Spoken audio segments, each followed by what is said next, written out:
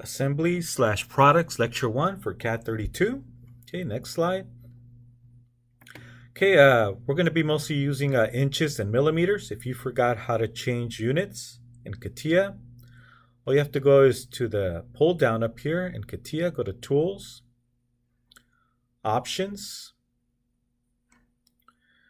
click on the plus for General, go to Parameters and Measure, go to the Units tab, click on Length, and you can go to the drop down here to pick the units you want to use. So once again, we'll be using inches and millimeters in this class. Next slide. All right, so one thing I do recommend that you start practicing is using your mouse to pan, to zoom in and out, and to rotate. It just makes it faster. Also, if you ever have to go into an interview or where you're given a test, you'll seem a lot faster when you're using the mouse to zoom in and out, rotate and pan versus using the icons in CATIA versus using the toolbars. Okay, so to pan, all you have to do is hold on to the wheel to pan and just move your mouse back and forth. So let's go to CATIA. So here's something you're going to be working on. This is going to be an extra credit assignment if you choose to work on this. Okay, so to pan, hold on to the wheel. Just hold on to the wheel and you can pan. Okay, and then let go of the wheel when you're done. To zoom, if you want to zoom in and out, hold on to the wheel, and then you tap the right button. So you click the right button and release, but hold on to the wheel. That's to zoom in and out. Okay, so let's go back. Okay, so I'm going to hold on to the wheel, and I'm just going to tap the right button. Hold on to the wheel, and then you can move the mouse up and down to zoom in and out. All right, and finally, to rotate, hold on to the wheel again, and you right click, but you also hold the right button and hold on to the wheel to rotate. Okay, so let's go back. So I'm going to hold on to the wheel, hold on to the right button, and then I can rotate, move the mouse to rotate. Okay, so when you rotate in CATIA, it rotates about a point in the middle of your window or middle of your screen. So let's say, let me zoom out a little bit. Let's say I wanted to rotate about this corner here. So what I'm going to do is I'm going to click with the wheel, and it's going to take this corner and center it with respect to the screen. So I'm going to, with the wheel, click on this corner. Notice how it moves it to the center of your screen. So it's going to rotate about this corner. So I'm going to rotate, hold on to the wheel, hold on to the right button, and you're going to see it's going to rotate about that point. Keep that in mind, because if you wheel click out in the middle of space, notice I clicked in the middle of space. I clicked some random point and it moved it here and it moved everything over. So now when I rotate, it's going to rotate about some random point that I had previously picked. So I hold on to the wheel, the right button. Notice that it's rotating about some random point that I had selected with the wheel earlier. Okay, so keep that in mind.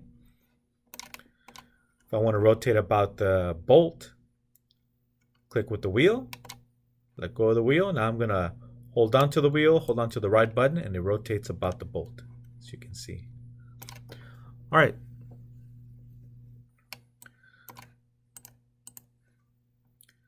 Okay, always be aware of which workbench you are in. Okay, so you can go to Start, drop down to go to Part Design Workbench, Assembly Workbench. We're going to be doing drafting and a few other workbenches. CATIA has about 100 workbenches, by the way. We're not going to use all of them. It's just way too much work, and we're only going to go over the most common workbenches. Okay, so the Part Design Workbench, Assembly Workbench, Drafting. And those of you that take CAD 37, you'll be using Generative Shape Design Workbench for surfacing and wireframe. All right, so always be aware of which workbench you are in. So here we have a part, an individual part inside of an assembly. And currently we are in the assembly workbench. You can tell by the double gear. If you wanted to do some work on this part, like let's say you wanted to add a hole pattern, double click on the part body and you'll see the part turn blue. So right now the assembly is active, right? We're in the assembly workbench. Double click on the part body or double click on the actual part and you'll see the part turn blue. Okay, so next slide. So again, imagine double clicking on the part or the part body. So now this will turn blue, letting CATIA know this is active, this is what you're working on, and it'll move over to the part design workbench. All right, so let me demonstrate that. So as you can see, we are currently in the assembly workbench. So if I wanted to make some changes to, let's say, this base plate, if I wanted to make some changes to it, I can just double click and you'll see it'll take me to the part design workbench. So double click. Notice I am now in the part design workbench, and when I hit the plus sign here, you can see the base plate is now blue, letting me know it's going to make changes to this part. If I do any of these features like hole command, pad, or pocket, it'll do it to this part. Okay, so if it doesn't bring you to the part designer workbench, sometimes it'll take you to the generative shape design workbench. So if you've used CAD 37, generative shape design, if you've taken CAD 37, I'm going to click on it. See that it looks like a little lawn chair. So this is to create surfaces and wireframe. If this was the last workbench you used for a part, then it'll take you to this workbench instead of part design. So if this happens where it doesn't take you to the correct workbench, after you double clicked on the part, you can see the part's active. Then I can always just go to the drop down here and go into part design. And it'll take me into the part design workbench. Okay, so if I wanted to simply just make a hole, I'll just randomly create a hole on the part. And okay, there it is. If I wanted to go back to the assembly level, I can just double click at the top and I'm back in assembly workbench. If I want to go to this brown part, this tan part, I can either double click on it or I can just hit the plus and I can just double click on the part body. Okay, so this is the brown piece here. Double click. Okay, now it takes me back to part design workbench. Notice how the sliding block, the brown sliding block is now active. It's brown. My mistake, it's blue. So now if I want to make changes to the brown piece, I can just go ahead, I'll just do a hole once again. And okay, there it is. So I can just click on the part I want to make changes on. Let's say I want to make a change on this blue one. Double click. I'm going to make a hole also just for fun. Way too large. Go with the small diameter. And there's the hole. Okay, and if I want to get out of part design and go back to assembly, just double click at the top of the tree and it'll take me back to assembly workbench. Okay, be aware of which workbench you are in. If it doesn't take you to the assembly workbench, sometimes it'll take you into a different workbench like product structure. Okay, so it's very common when you first start off with CATIA, it defaults to product structure. I don't know why it defaults to this workbench. So you can always just, hey, I don't see constraints. What's going on? How come I don't see the constraints icons? That's because you are in the wrong workbench. So just go to the correct workbench, mechanical design, assembly design workbench. And now you can see your constraints toolbar. Double click to dock it back. All right, so let's move on with the lecture. Okay, so we're going to focus on how to insert a new assembly, how to insert a new part, how to insert existing files like bolts, nuts, washers, for example. They already exist. They are in your folder, in your flash drive, for example. And later we're going to practice how to add constraints. Okay, so we're going to focus on these commands for the next few weeks. I'll be going over manipulation, snap, and constraints on your assignments step by step on YouTube videos. All right, so let's talk about top-down versus bottom-up assembly model. Okay, so let's take a look at top-down. Top-down, you create the assembly first, the top assembly, the main assembly, then model the sub-assemblies, the smaller assemblies, and you model the individual components for each assembly. This method is seen in large assemblies where multiple designers are involved and most or all parts are modeled in context, meaning you're going to model the parts where they go with respect to the assembly. Okay, so let me do a quick example of top-down, and then we'll cover bottom-up. Okay, let me go ahead and close this up. I'm not going to save it. All right, so let me give you an example of top-down. A very good example is an aircraft. I'm not going to obviously do an entire aircraft. That'll take years for me to model something like that on my own. Maybe decades. Okay, so I'm going to start with assembly design. And it'll automatically create an assembly file. Okay, so imagine this is your top assembly, your aircraft. Okay, so I'm going to call it top aircraft assembly. Okay, so I'm going to give it a name. So to do that, once again, I right-click Properties and gave it a name under the Product tab, Top Aircraft Assembly. Okay, so let's imagine we're doing a model airplane out of plastic or out of wood. Okay, so let's say we wanted to bring in a fuselage assembly. All right, so I'm going to insert a fuselage assembly into my top aircraft assembly. So again, this is referred to as top down. We're going from the top down. Okay, so we're going to insert a product. So look for the double gears with the sheet in the background. Click on it. Now you have to tell it where you're going to insert it. I'm going to insert it in the top assembly. And there it is. It inserted an assembly inside of a larger assembly. Okay, so think of it as the top aircraft assembly. Think of it as your backpack. And think of this new assembly as a binder that goes inside your backpack. It's the easiest way to think of it. Top assembly is your backpack. And this new sub-assembly is a binder. Right-click Properties. Let's give it a name. So instance is what's in parentheses. I'm going to call it a fuselage assembly. Watch, I'm going to hit apply, and you're going to see it's going to update here inside the parentheses. Hit apply, 3, 2, 1, apply. So fuselage.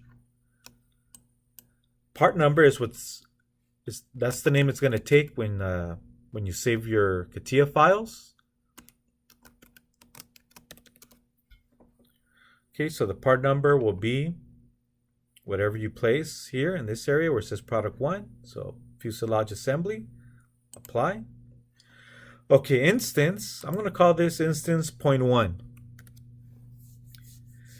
Okay, just in case we make a second copy and a third copy, the second copy will be 0.2, 0.3, and CATIA will automatically number it. Now we only have one fuselage, so there's only gonna be one instance. Where you see multiple instances where you use a bolt over and over again. So fuselage has thousands of, let's say, rivets. So if you insert a number 10 size rivet, the first one will be rivet 1. And if you keep inserting them, the next one will be rivet 2, 3, and so on. That's the instance name. Okay, hit OK. Okay, so once again, think of this as a binder. Now let's just insert something in this binder. I'm going to click, and we're going to insert a solid or a part. So go to the single gear with the sheet in the background. Click on it. And I want you to notice, let me hit the plus sign, that it inserted a new part. Okay, I'm going to call this the fuselage. Right-click Properties. Fuselage 0.1.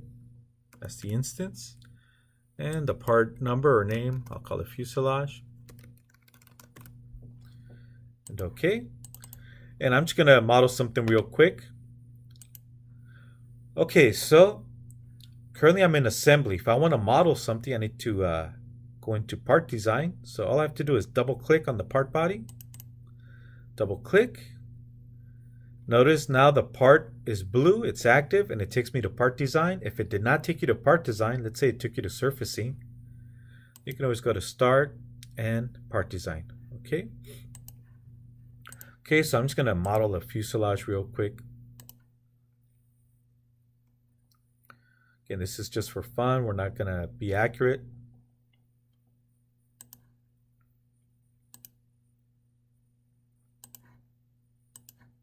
I'm not going to constrain it just to save time here.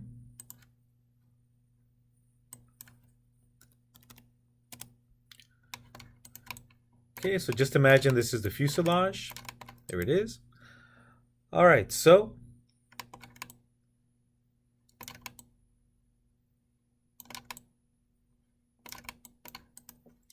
let's say I wanted to model the wings. So I'm going to insert a new binder for our wings.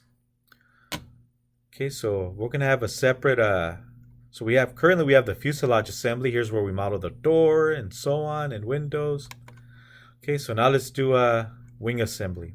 Okay, so we're going to insert a wing assembly into our backpack. Okay, so we need to go into assembly workbench. So just double click at the top of the tree. Double click. And I'm back in the assembly workbench. Okay, so I'm going to insert a new binder. It's going to be my wing assembly.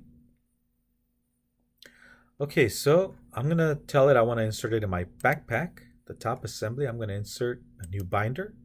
There it is. Right click properties, and I'll call it the wing assembly. Call it number 1. Instance 1.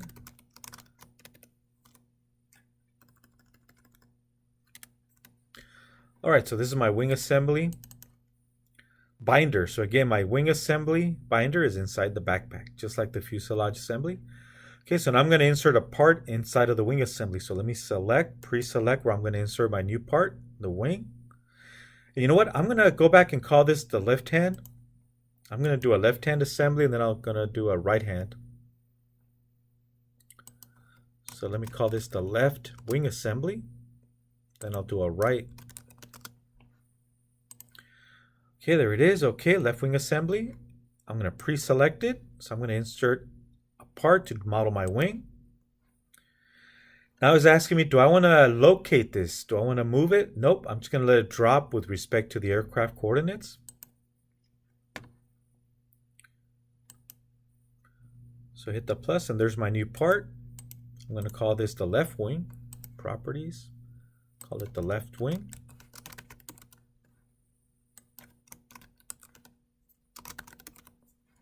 And OK. Okay, so there it is. Now if I want to start modeling, I need to double click on the part body. Let me collapse this part of the tree. So I'm in the left wing. I'm going to double click so I can do some modeling. Double click on the part body. And I'm back to the part design workbench. And on the XY plane, the horizontal plane, I'm going to model a wing. Okay, so go to Sketcher. Okay, so I'm going to just very crudely model a wing. And I'm going to leave an opening for a flap here.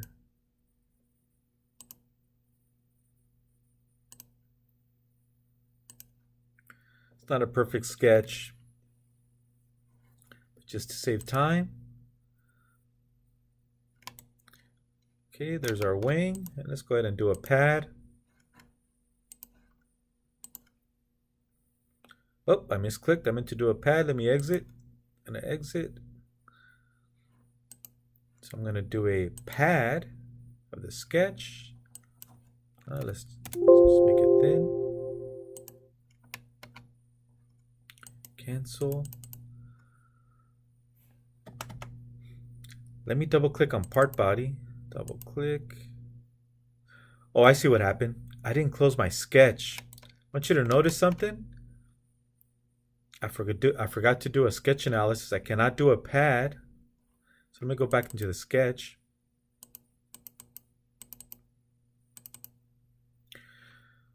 Okay, I should have done a sketch analysis. I didn't close it correctly. So if I do a tool sketch analysis, which I should have done from the beginning, notice it says, hey, your profile is open. Let me click away. Wherever you see cyan, that's a bad sign. Where you see cyan circles, either there's a gap or an overlap. So I got to go in and fix that. Yep, and you can see that I missed. So let me close this sketch analysis. Let me go ahead and put a coincidence constraint. So I, holding onto the control key, I selected the endpoints. Go to coincidence. There it is. All right, so let's do a tool sketch analysis again. Everything's closed. Okay, good. That's a good sign there. Everything should be good. Exit, and let's do a pad. Yeah, so earlier I was having trouble with the pad because my sketch was not closed. Now we can do a pad. Okay, so there's my wing. Now I'm going to do a flap, so I'm going to insert a new part. So let's go back to top assembly. And I'm going to insert a new part instead of my left wing assembly. So I'm going to select the left wing assembly. Again, think of it as your binder. And insert a new part. Again, I'm inserting a part in my left wing assembly, and it's going to be a flap. Do you want to locate it? In other words, do you want to move the your axis of this new part with respect to the axis of the aircraft? Hey, no, I don't want to move it. I want it to be modeled with respect to the aircraft coordinate system. So I'm going to say no. So when I model the flap, I'm not going to model it at 0, 0 with respect to the wing part. I'm going to model it with respect to the aircraft coordinate system. Okay, so when I model, I'm going to model it here and not at the origin of my part. Okay, so let's give this a new name. Let's call it a flap.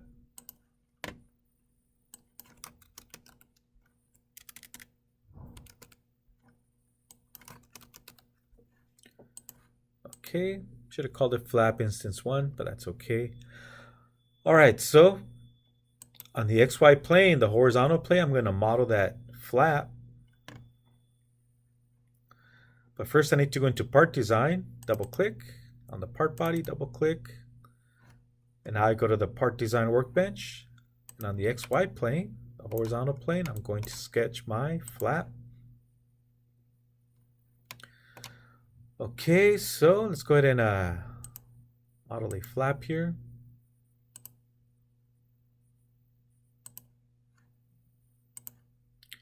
Exit. I'm not going to constrain it for time. And I'll go ahead and model my flap. Okay, so this is referred to as top-down. Just wanted to give you a little taste for what is top-down modeling. Okay, so then we would insert a new binder. So currently I have the fuselage binder, the left wing. I would then do a right wing assembly. Okay, so the right wing, left wings are first assembled separately, then they're attached to the fuselage. Same thing with the rudder. I would now insert a rudder assembly. I would insert a rudder assembly and then model the rudder in part design. Okay, so this is top down. You're modeling the parts where they go in the aircraft, and this is referred to as context modeling. You're modeling the parts where they go in the aircraft with respect to the aircraft coordinate system. Okay, so now let's do top down. Okay, so we just did top down. We modeled we went from top assembly to smaller assemblies like the fuselage assembly, wing assembly, and eventually modeled the individual pieces like the fuselage, the wing, the flap, and so on. Okay, now let's take a look at bottom up. Okay, bottom up is where the coordinates are not important. You just model the parts individually first, model the parts individually, and then insert them into an assembly. Okay, so let's do a new one. Okay, so bottom down, you start with part design. So let's go to part design. And okay. All right, so I'm just gonna model a plate. So again, we are in part design. Keep it simple just for time. I'll do a centered rectangle.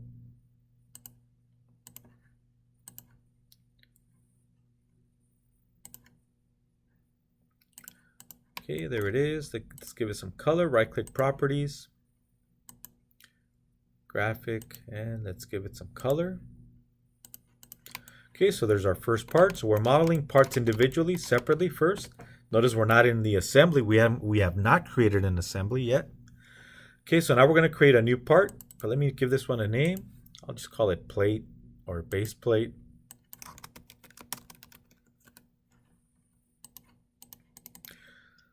All right, so I'm going to create a new part. So to create a new part, even though we're in part design, I'm going to go back into part design workbench. Now CATIA recognizes we are already in part design. So when we click back on part design workbench, it knows to create a new part. So if I click on it, oh, you want a new part. Okay, let's do that new part. So now you're wondering what happened to the first part. Well, if you go to window, drop down, it's still there. We can go back to base plate. There it is. We can window vertical, so we can see both windows, the base plate and our new part. I'm going to call the new part a shaft. So I'll make a cylinder. Call it shaft. And okay, and I'll just draw a circle and do a pad to create our shaft.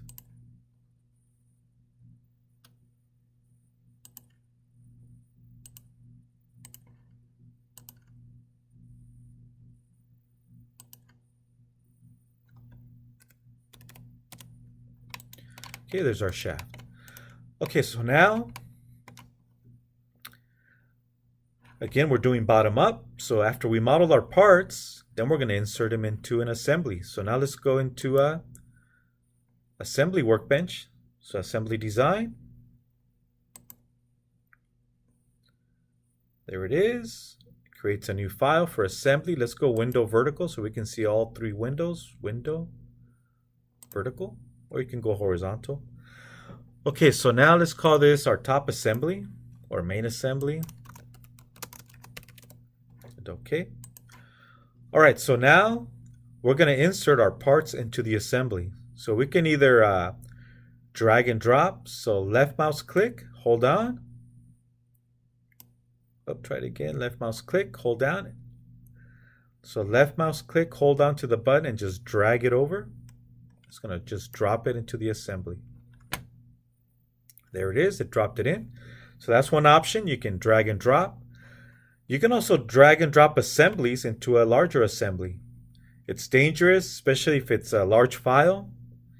You don't want to drag and drop a large assembly into another assembly, especially if it eats up a lot of memory. The safe way of doing it is to right-click.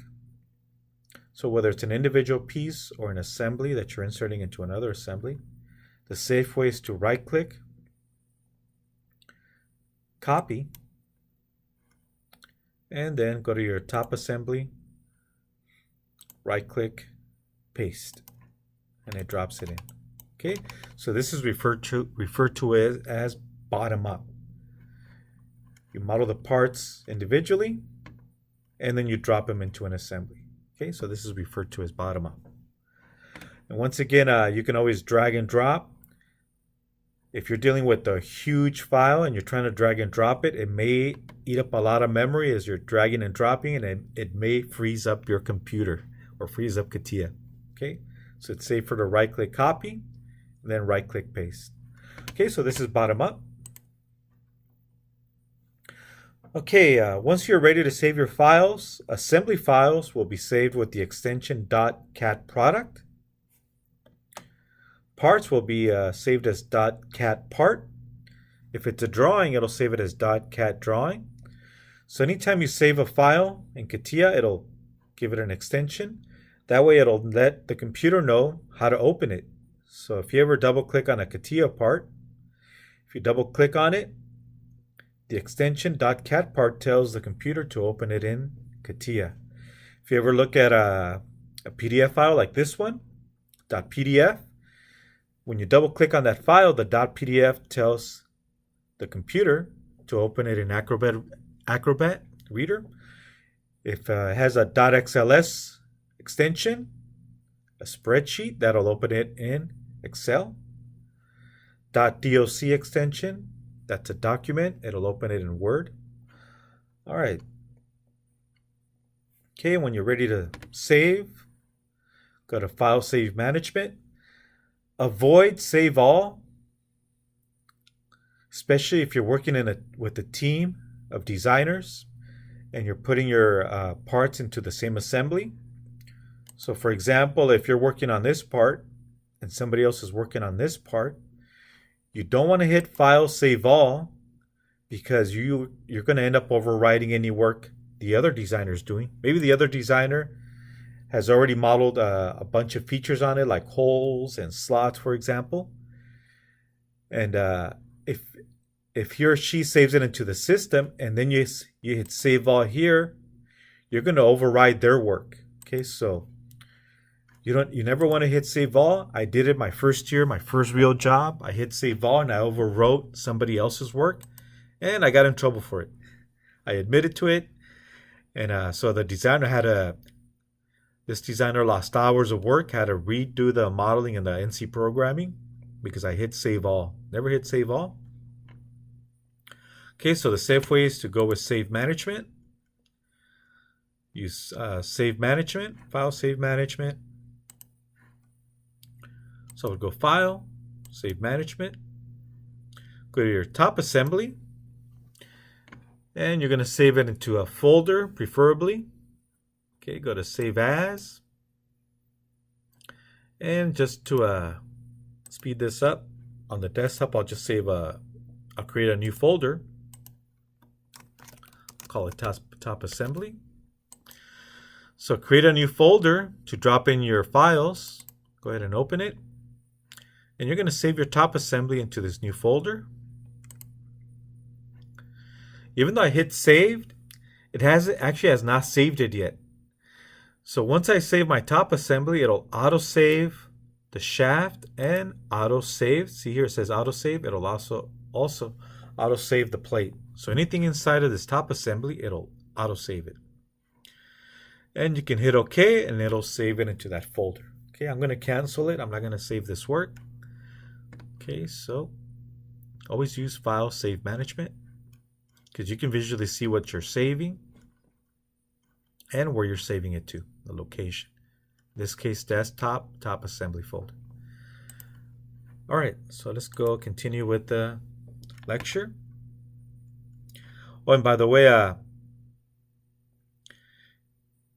if anything has been changed on the part as you were creating your assembly, it'll say modified. If you did not make any changes, it'll say open. Again, modified if you changed something in the assembly, or maybe you modified the part. Maybe you added a hole or a slot or a pocket. And there's also new. If you create a new file, it'll be listed as new. Okay, so Save Management will give you a preview of where you're saving it, what you're saving, any changes to the part, any new parts before you hit OK, and it actually does the saving. Okay, and finally, sometimes you're going to be dealing with large files, and I'm talking about files that may take you 20-30 minutes to open because they're so large.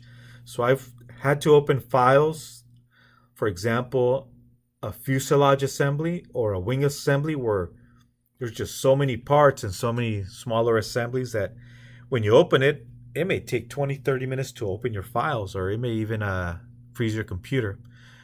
One option is to go to Tools Options, just like we do with units. Go to Tools Options. Instead of hitting General, go to Infrastructure. Go to Product Structure. And you can turn on the cache or cache, depending on, some like to pronounce it differently, cache or cache. Go to Product Structure, Cache Management, select the box, and you would have to restart CATIA. So let me go ahead and expand this window. I can just go to max. So imagine I saved all this work and I went into cache mode. Okay, so once again, if you went into cache mode, hit OK, save your options that you selected. So now I would close CATIA, restart CATIA, and reopen this file. When I open it in cache mode, these are going to come in as shells, like dormant. So the models are going to be dormant, and it's not going to show you any other features. It will not show you the sketch. It will not show you the pat command. It'll be dormant. You're not even going to have a little plus sign to open it. So to save memory, everything comes in dormant. And if you wanted to just work on one part, but you wanted to see all the other parts in relationship to your part, if you're just going to work on this part and ignore all the other dozens or hundreds of parts, you can go to this one and just double click on it, and it would load anything. It would load all its features, and you can start doing some modeling like hole, slots, pocket, while keeping all the others dormant. If you wanted to do some work on this piece, then all you would have to do is double click, and it would load all its features, sketches, pads, hole command, pocket command, while the other parts remain dormant, and that's to save memory and not slow down your computer. Okay, so this is the end of lecture 1.